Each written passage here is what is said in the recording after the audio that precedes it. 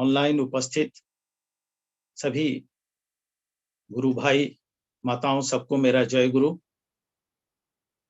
मैं बहुत दिनों के बाद दिल्ली सत्संग से फिर से जुड़ा हूं। मैं दिल्ली में ही रहता था, पिछले 5 साल से मैं पुणे में हूं और फिर से आप लोगों से जुड़ने का मौका मिला है। आज जो सत्संग दे रहे हैं हमारे प्रिय सरोज मोहंती दा और उनका जो मैरिज एनिवर्सरी है उसके उपलक्ष्य में, और भी जो लोग दे रहे हैं इस सत्संग, संजीव नायक दा, कल्याणी नायक, गौरांग ओझा, उर्वशी ओझा, उनके अपने बेटे के जन्म दिवस के ऊपर मैं ठाकुर जी से प्रार्थना करता हूं सबका जीवन मंगलमय हो, सुखमय हो, सब लोग सुखी से रहें, इष्टमुखी होकर रहें। ठाकुर जी की बात, मेरा सौभाग्य है कि मेरा जन्म ही एक ऐसे परिवार में हुआ जो ठाकुर जी से पहले से जुड़े हुए थे। मेरे दादाजी ही ठाकुर जी के पास आए। मेरे पिताजी देवघर में ही रहे और अपना सारा जीवन ठाकुर जी को समर्पित किया। आप सब लोग जानते होंगे कि ज्यादातर हिंदी अनुवाद जो आप लोग सब पढ़ते हैं वो मेरे पिताजी श्री रामनंदन प्रसाद ने किया। सत्यानुसरण हो, नारी नीति हो, आलोचना प्रसंग हो, ये सब का हिंदी अनुवाद मेरे पिताजी ने किया। बचपन मेरा देवघर में ही गुजरा। मैं समझता हूं मेरे कई जन्मों का कर्म फल अच्छा था जिसके कारण मेरा जन्म एक ऐसे परिवार में हुआ और मैं पुरुषोत्तम का सशरीर दर्शन कर पाया। उनके तिरोधान के बाद परम पूज्यपाद शिष्य पर्दा का संग करने का मौका मिला, आचार्य देव दादा का संग करने का मौका मिला और अभी हम लोग बाबाईदा को भी उनका भी संग करने का मौका मिल रहा। ये बहुत सौभाग्य की बात है। पुरुषोत्तम जब आते हैं तो बहुत सारे अलौकिक घटनाएं हो जाती है। जो लोग भी उनसे जुड़ते हैं उनके जीवन में बहुत सारी अलौकिक घटनाएं घट जाती, लेकिन उनका मकसद मिरेकल करना या अलौकिक घटना करने का नहीं होता। जब जब धर्म की हानि होती है, मनुष्य सत्य के पथ को छोड़कर असत्य के पथ पे चलने लगता है, तो भगवान स्वयं मनुष्य का रूप लेकर धरती पर आते हैं, पुरुषोत्तम के रूप में आते हैं, परम प्रेममय के रूप में आते हैं और हम लोग को एक रास्ता, एक दिशा देकर जाते हैं। मेरे तो दादाजी ठाकुर जी के पास आए थे, मेरे पिताजी थे। मैं बहुत सारी अलौकिक घटनाएं, मैं सिर्फ एक घटना जो बहुत लोगों ने मुझसे कहा कहने के लिए, मैं खुद भी नहीं जानता था। एक घटना मेरे नामांकन का है। 13 अक्टूबर 1960 श्री ठाकुर अनुकूल चंद्र जी विराजमान थे, जहां पे अभी उनका श्री विग्रह है टीन वाले घर में, देवघर में। मेरे दादाजी श्री हरिनंदन प्रसाद, मेरे पिताजी श्री रामनंदन प्रसाद ठाकुर जी के पास आए और मेरे दादाजी हरिनंदन प्रसाद ठाकुर जी को कहते हैं कि लाल का लड़का हुआ है, उसका नाम क्या होगा। ये सवेरे का समय है, 13 अक्टूबर 1960। तो ठाकुर जी पूछते हैं मेरे दादाजी से, तुम्हारे पिताजी का नाम क्या। तो दादाजी बोलते हैं मेरे पिताजी का नाम अंबिका प्रसाद। ठाकुर जी कहते हैं अंबिका प्रसाद, हरिनंदन प्रसाद, रामनंदन प्रसाद, फिर होगा शिवानंद प्रसाद। फिर थोड़ी देर रुकने के बाद वो कहते हैं सुधानंद प्रसाद। तो वहीं पे देवीदा बैठे हुए थे।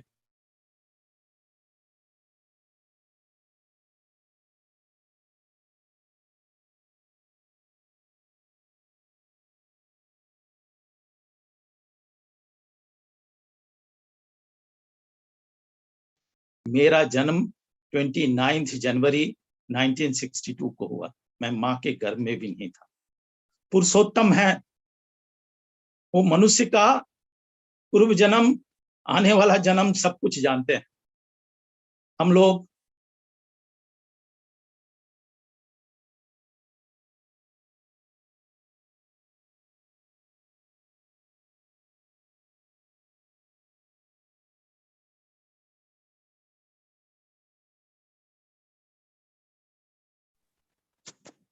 ठाकुर जी पुरुषोत्तम इस युग में आए हैं, वैज्ञानिक युग में आए। वो सब कुछ अलौकिक घटना बहुत कर सकते थे, लेकिन उनका मकसद ये नहीं होता। उनका मकसद होता है एक विधि का विधान लेकर आए हैं। उनको विधाता शब्द बहुत पसंद था, और वो विधि का विधान को पालन करके हम लोग जीवन में सत्य के पथ पे चले, एक अच्छा मनुष्य बने। ठाकुर जी के पास बहुत ज्ञानी गुणी विद्वान व्यक्ति बंगाल के थे, एनसी चट्टोपाध्याय।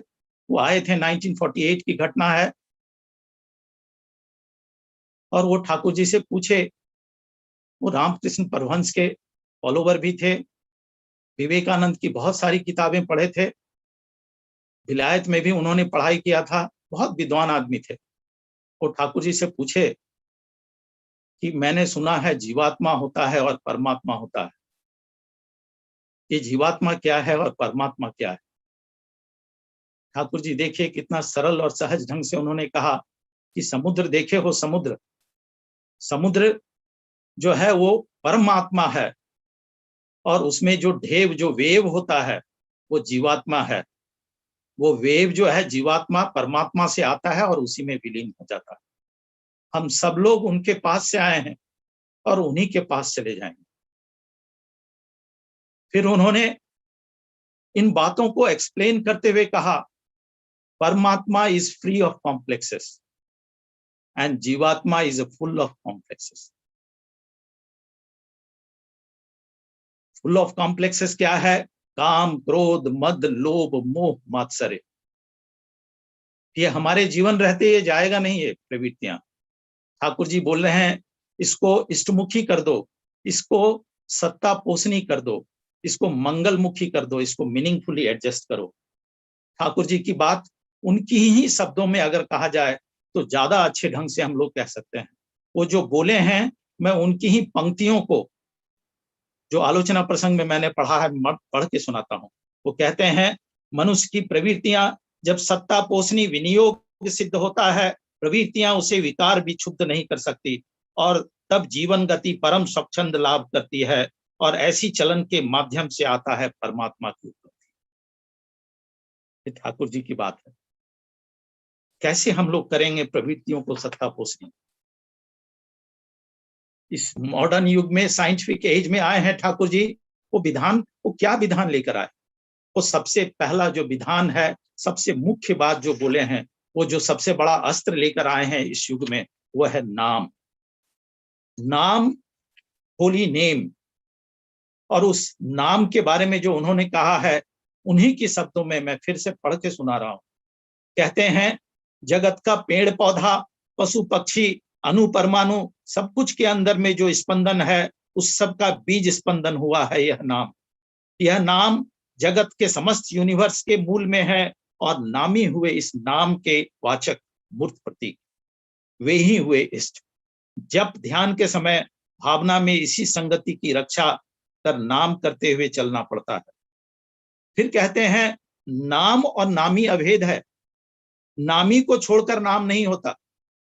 जिस प्रकार फूल एवं गंध, और फूल के गंध को जिस प्रकार फूल से अलग नहीं किया जा सकता, उसी प्रकार नाम और नामी को अलग नहीं होता।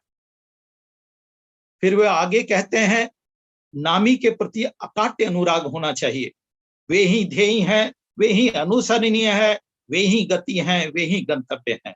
उनको ही प्रथम एवं प्रधान करके चलना, तुष्टि, पुष्टि, सेवा, स्वार्थ, प्रतिष्ठा, सभी तरह से उनमें नियुक्त होकर चलना।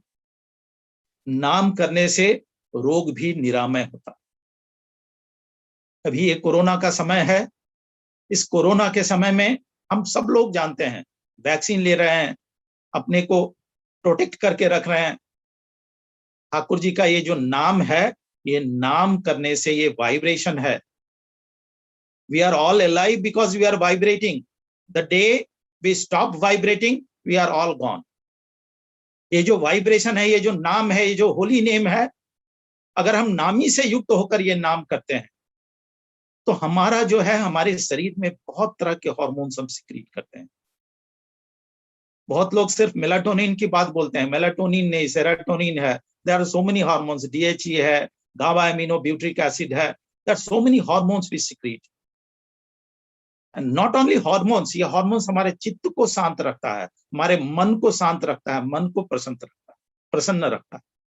फिर बहुत सारे इम्यूनोकेमिकल्स, साइटोकाइंस, बहुत सारे इंटरल्यूकिन्स हम सिक्रीट करते हैं। ये साइटोकाइंस और इंटरल्यूकिन्स जो है, हमारे जो एंटीबॉडीज है, एंटीबॉडीज के लेवल को ऊपर कर देता है। जो हम लोग सेकेंड डोज, बूस्टर डोज लेते हैं, ये वैक्सीन के लिए अभी कोरोना के समय में, वो बूस्टर डोज अगर हम नाम ध्यान करेंगे, अपने आप डोज बढ़ जाएगा, हमारा जो एंटीबॉडीज लेवल है वो बढ़ जाएगा। सब लोग लेंगे, सेकेंड डोज जरूर लेंगे, लेकिन हम लोग अगर हम नाम ध्यान करते हैं तो हमारा जो वैक्सीन है हमारे शरीर के ऊपर और ज्यादा इफेक्टिव हो। हम लोग ठाकुर जी से युक्त होने के बाद, ठाकुर जी कहते हैं नाम ध्यान के साथ होना चाहिए। फिर उन्होंने कहा है सिर्फ इष्ट मूर्ति का ध्यान नहीं होना चाहिए, इष्ट मूर्ति के साथ साथ उनका जो दिशा निर्देश है, उनका जो पसंद नापसंद है, उनका जो चाह है, उस सबको हम लोग को सोचना है। उस समय कंसंट्रेशन, वो कहते हैं फिक्सेशन एंड कंसंट्रेशन में फर्क है। कंसंट्रेशन में जब है हम ध्यान करके हम अपना आत्म विश्लेषण करते हैं, और आत्म विश्लेषण में क्या होना चाहिए? आत्म विश्लेषण में होना चाहिए हम क्या ठाकुर जी की बातों को पकड़ के चल रहे हैं, हमने अपनी प्रवृत्तियों को कितना इष्टमुखी किया है, कितना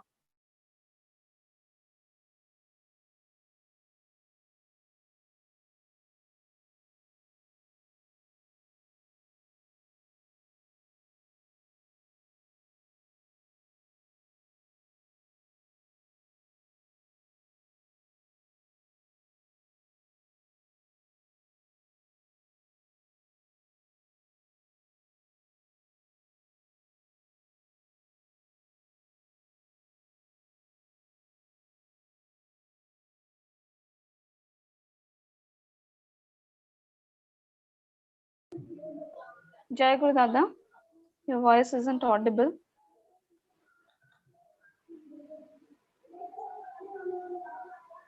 हेलो, जय गुरु जी दादा। आ रही है? जी जी दादा, अभी आ रही। तो हम लोग ये जो दो बानी है, इस दो बानी के जरिए ही हम लोग सब ठाकुर जी से जुड़ सकते हैं। तो ध्यान और नाम करने की बात जो ठाकुर जी ने कहा है, हम लोग वैसे ही करेंगे। और ध्यान में ठाकुर जी की बहुत सारी बात, बड़ौदा अक्सर बोलते थे कि बहुत बड़ी बानी सब कभी कभी लोगों के समझ में नहीं आता। हम लोग जो छोटी छोटी बानी है, ठाकुर जी का जो छड़ा बानी सब है, पिता में श्रद्धा माँ में टान, वह लड़का हो साम में प्राण, मातृभक्ति अटूट जितनी संतान में होती कृति उतनी। ये जो छोटी छोटी बानी है, ये बानी लोगों को बहुत इफेक्ट करता है, बहुत जल्दी इसका प्रभाव पड़ता है लोगों पे। और जब हम ये बानी किसी को कहते हैं तो हमारा जब ध्यान के समय हमारा भी एनालिसिस होना चाहिए। क्या हम लोग जब हम सवेरे ध्यान करते हैं, नाम करते हैं, उसमें एनालाइज करना चाहिए कि माता पिता का सेवा करते हैं क्या, अपने अड़ोस पड़ोस का सेवा करते हैं क्या, ठाकुर जी की विधि विधान के मुताबिक चल रहे हैं क्या, ये एनालिसिस होना चाहिए। और ये एनालिसिस करके जब हम चलते हैं तभी हमारा ध्यान से हम अपने को, हमारा आत्म संशोधन होता है, और ये आत्म संशोधन चलते रहना चाहिए। And he is the source of love, he is the source of knowledge. उनको हम लोग जीवन में प्रेम करने का तरीका है, कनेक्ट होके जब हम करते हैं तो हमारा जो विजडम, हमारा जो नॉलेज है, वो नॉलेज, ठाकुर जी की वाणी है, to ignore the source is to deprive of resources. हम वो सोर्स से जितनी अच्छी तरह से जुड़ेंगे उतना ही हमारा जो है ज्ञान हमको मिलेगा। हम उनसे उतने ही युक्त हों। और जब हम उनसे युक्त होते हैं, when we are divinely connected to him, it must translate into a discrete action. और discrete action में ठाकुर जी कहते हैं कि तुम अपने को जब जोड़ के रखे हो तो अपना जो परिवेश है उस परिवेश को भी इष्टमुखी करना है, उसको भी जो है सत्ता पोषणी बनाना है, उनकी ही प्रवृत्तियों को।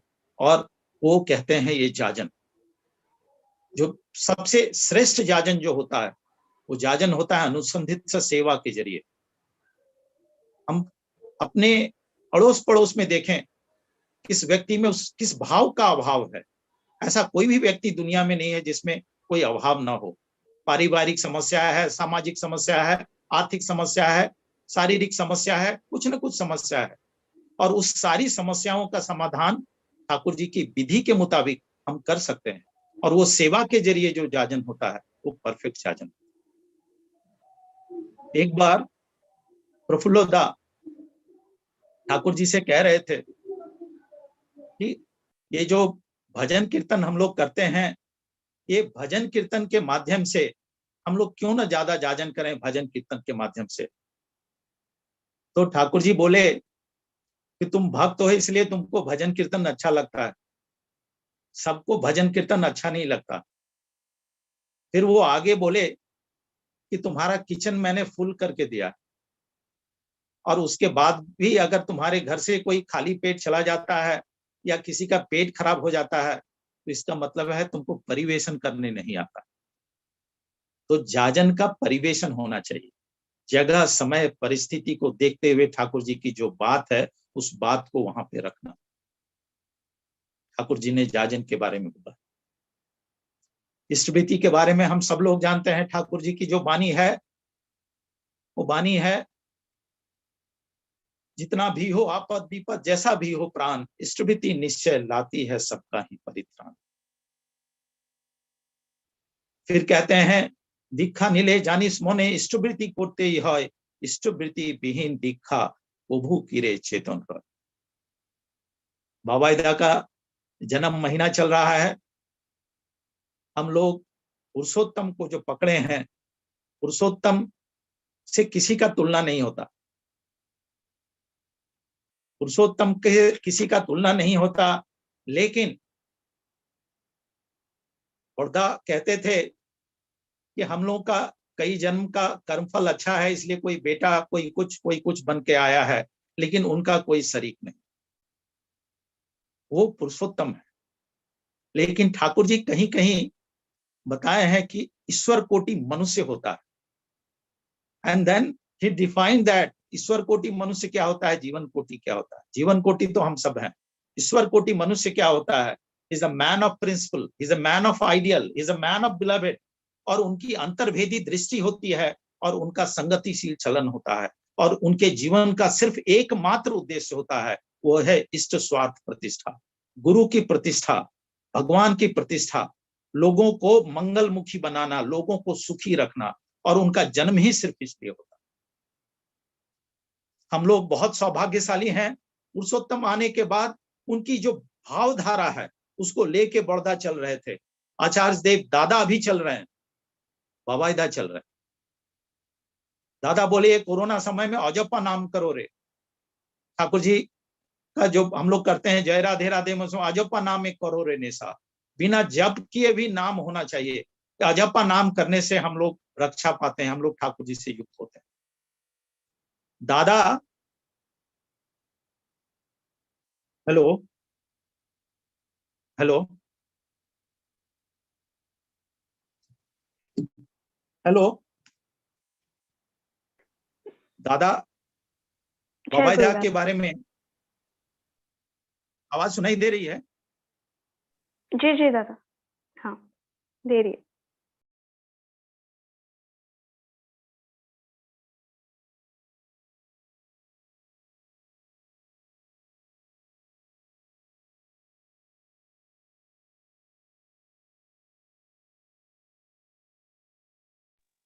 दादा आपका म्यूट हो गया है, काइंडली अनम्यूट। ठीक है अभी। जी जी 2015 की घटना है, मैं दिल्ली में था।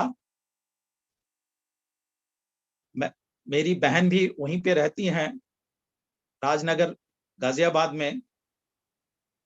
तो उनकी एक दोस्त थी जो अक्सर आती थी घर पे। तो घर पे जब अपनी बहन को देखा प्रेयर करते हुए तो उसको बहुत अच्छा लगा। नीतू सिंह नाम है उसका। उसने बोला कि तुम लोग प्रेयर करते हो, तुम लोग, हम भी जो है ठाकुर जी का नाम लेंगे। मैंने ठाकुर जी का नाम उनको दिया, नीतू सिंह को। कुछ दिनों के बाद उनके हस्बैंड, जो कि एबीपी न्यूज में न्यूज एडिटर हैं, वो उनको देखते हुए कहा कि नहीं, आप तुम करती हो सवेरे सवेरे, बहुत अच्छा लगता है, और मैं भी करूंगा, ठाकुर जी का नाम लूंगा। उनको भी दीक्षा, मैंने नाम दिया। समय गुजरा, 4-5 महीनों के बाद देखा गया कि नीतू सिंह बहुत भयंकर ढंग से बीमार पड़ी, टाइफाइड हो गया, हॉस्पिटलाइज्ड हो गई। और कुछ दिनों के बाद, हॉस्पिटल्स के बाद जो है उनको डेंगू भी हो गया और बहुत सीवियर स्थिति हो गई। मैं घटने को बहुत ब्रीफ में करके सुना रहा हूँ। सातवती में ऑलरेडी ये घटना निकल चुकी है। ये जब वो बहुत सीवियर बीमार हो गई, ब्लड, ब्रेन में ब्लड क्लॉट कर गया, जो प्लेटलेट है, प्लेटलेट काउंट 25,000 से कम हो गया था। गाजियाबाद हॉस्पिटल वालों ने सरेंडर कर दिया, तो उनको फोर्टिस हॉस्पिटल में भर्ती किया गया। नोएडा के फोर्टिस हॉस्पिटल में भर्ती हुई, वहां पे वेंटिलेटर पे रखा गया। उसकी हालत बहुत खराब थी। 1 दिन हुआ, 2 दिन हुआ, 3 दिन हुआ, ऐसा चलता गया, 10 दिन, 15 दिन।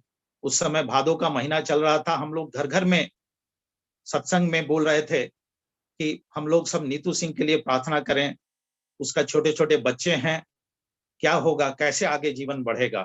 लेकिन कोई कुछ नहीं हो रहा था। 15 दिन हो गया, 20 दिन हो गया। उसके बाद बवाईदा को निवेदन किया गया।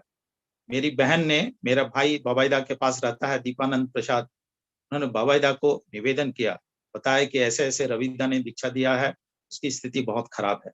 अब सोचिए, वहां पे बैठ के वो थोड़ी देर तक गंभीर हो गए बवाईदा। गंभीर होने के बाद बोलते हैं उसको तो ये अवस्था में लाया गया है, खून की चाय। मेरा छोटा भाई बोला कि जब हम लोग सब जगह से हार जाते हैं, हमारा अपना प्लेयर भी तो हम आपके पास निवेदन करते हैं।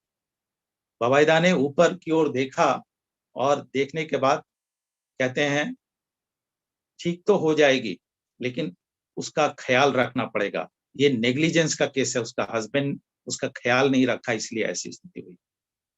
और मैं आपको बता दूं, यही बात हुआ था। और ऐसी स्थिति थी कि रोज वो नोएडा में ही एबीपी न्यूज की ऑफिस है, वो रोज ऑफिस जाते थे। रोज उनको सब लोग बोलते थे ये तो गुजर गई है, ये वेंटिलेटर पे रखा हुआ है, आपका बिल बढ़ाने के लिए रखा गया है। मैं उनको एक ही बात बोला, जो बवाईदा की ही बात है। मैंने बोला कि आप अपना स्मृति करेंगे और नीतू सिंह का भी स्मृति करेंगे, रोज स्मृति करेंगे, रोज जाकर वहां देखेंगे, और उसकी प्राण रक्षा के लिए भी ठाकुर जी से प्रार्थना नहीं करेंगे। आप सिर्फ स्मृति करेंगे और बस ठाकुर जी से यही प्रार्थना करेंगे, आपकी जो इच्छा वही मुझे मंजूर। 20-25 दिन के बाद जब भी उनको निवेदन किया गया, उसके 2 दिन के बाद वो वेंटिलेटर से, आईसीयू से सीधे नॉर्मल बेड पे आई। फिर 3-4 दिन के बाद वहां से हॉस्पिटल से रिलीफ किया गया। जिसका वजन 56 केजी था, वजन 33-34 केजी हो गया। आप सोच सकते हैं इतनी। और ये जो स्थिति हुआ, ये स्थिति उनके नेग्लिजेंस के कारण हुआ, और ये बवाईदा को समझ में आता है। बवाईदा में ठाकुर जी जीवंत हैं, वो जीवंत करके रखे हुए हैं अपने भीतर। तो हम लोग सौभाग्यशाली हैं। वो जो प्रेम की धारा जो ठाकुर जी बहा कर गए, उस प्रेम की धारा को, पुरुषोत्तम की धारा को ये वहन करके ये लोग चल रहे हैं। और वही धारा, वही जो धारा है प्रेम की, उस धारा में हम लोग को डुबकी लगाना है। हम लोग सब जो है ठाकुर जी के, ये जो ईश्वर कोटि मनुष्य हैं, उनके संपर्क में आने से भी हमारा जीवन लाभ होता है। ये ठाकुर जी ही की बात है।